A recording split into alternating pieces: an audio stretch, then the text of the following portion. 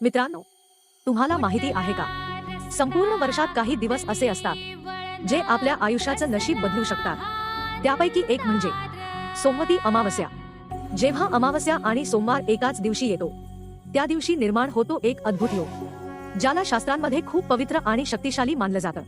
या दिवशी भगवान शिव आणि माता पार्वतीची पूजा केल्याने जीवनातील संकट, अडचणी आणि नकारात्मक ऊर्जा दूर होते, असं मानलं जातं। पुराणांनुसार या दिवशी पिंपळाच्या झाडाची पूजा आणि प्रदक्षिणा केल्याने सर्व पापांचा नाश होतो आणि आयुष्यात सुख, समृद्धी आणि शांती येते।